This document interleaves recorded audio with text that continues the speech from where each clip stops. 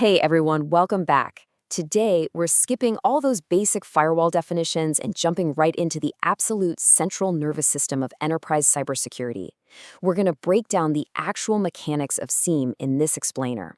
Let's really get into how security ops untangle the massive chaos of modern networks and, protect our digital borders from these highly sophisticated, virtually invisible threats. Okay, let's dive into this scale right off the bat, because the sheer size of today's digital battlefield is staggering. We are not talking about sifting through a few suspicious emails here. No. Every single day, a large enterprise network is processing literally billions of routine system logs. Add to that millions of network connections constantly firing back and forth, plus tens of thousands of individual device events happening every single minute. It is an absolute avalanche of data, just an endless roaring stream of digital noise flowing through corporate servers 24/7. So, that brings us to the ultimate operational nightmare, right? How on earth do you find a real targeted attack that's hiding in just a few dozen lines of data? It's your classic needle in a haystack problem, but here, the haystack is the size of a mountain, and the needle is actively trying to hide from you. The traces of a malicious hacker, their actual unauthorized movements, are buried so deep within that massive ocean of mundane, everyday corporate traffic.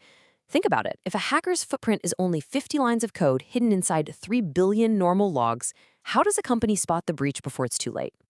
Well, the answer to that near impossible question is SIEM. That stands for Security Information and Event Management. Now, don't think of this as just another piece of IT software you install and forget about. Think of it more like the central intelligence agency for the entire enterprise. Its main, absolutely vital job is to collect, analyze, and correlate all of those scattered security events into one unified picture. Just like a real-world intelligence center gathers whispers, satellite photos, and ground reports to uncover a plot, SIEM gathers every single digital whisper across a company to uncover a cyber attack. To really grasp its value, try to imagine a chaotic corporate environment without SIEM. You've got Linux servers, firewalls, Windows event viewers, and intrusion detection systems, and they are all screaming in their own isolated, separate languages. Because real, sophisticated attacks span across multiple devices, a network without this centralization is essentially flying blind. Nobody, no matter how highly skilled they are, can physically sit there and monitor dozens of completely disconnected log systems at the same time. But by funneling all of that into a SIEM, those scattered breadcrumbs get organized. They're finally brought together into a single, structured, unified view. And this brilliantly illustrates what centralization actually enables. It gives us the ultimate defensive superpower, which is correlation. Let's look at a sequence of events for a second. Step 1, a successful VPN login. Totally normal. Step 2, accessing an internal web server. Standard employee behavior, right?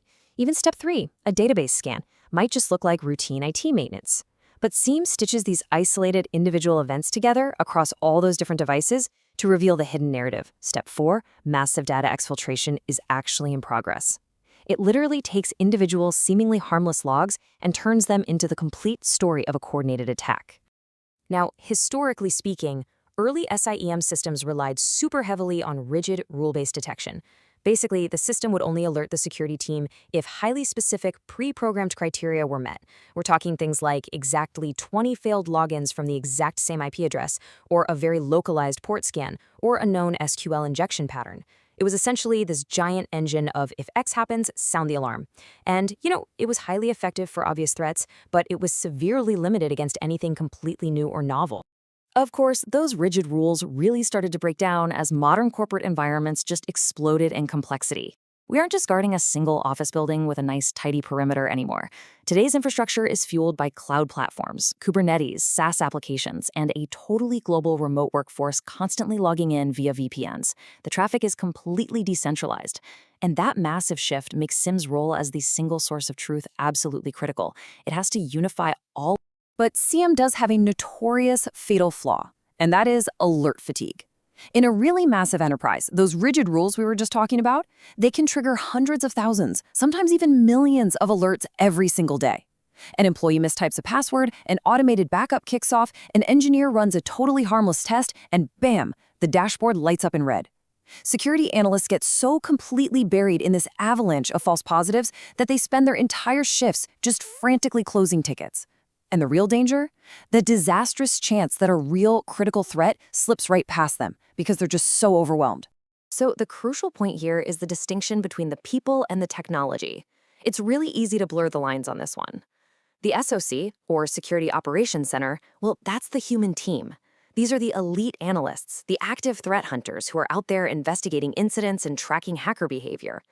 SIEM, on the other hand, is their tool. It's the core platform that they're logging into every single day. The SOC is the brain and the muscle, and the SIEM is the ultimate weapon they wield to get the job done. And because human analysts just cannot possibly process this exponentially growing volume of noise on their own, the platform itself is evolving. The entire future of enterprise security relies on integrating AI correlation, machine learning, automated analysis, SOAR, and advanced threat intelligence. By letting AI act as that initial filter, auto-classifying events, drastically reducing those exhausting false positives, and even automating the incident reports, we finally free up the human analysts to do what they actually do best, which is hunt the real adversaries. I want to leave you with this incredibly powerful thought from our source material today. Hackers never just attack one host. They move slowly through the network. That quote perfectly summarizes everything we've talked about. SIEM's true overarching value isn't just acting as some giant log server that stores endless data. Its real value is providing the complete attack view.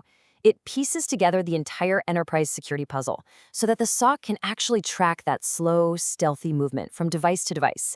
It literally brings the invisible hacker out into the light. And that wraps up today's explainer. But as we know, the cyber arms race absolutely never stops. So make sure you subscribe, because next time we're going to flip things around and look at the other side of the screen. What does a SOC analyst actually do all day? And more importantly, how do elite hackers manage to bypass these incredibly powerful SIEM systems? Thanks so much for joining me, and I'll see you next time as we keep breaking it down for you.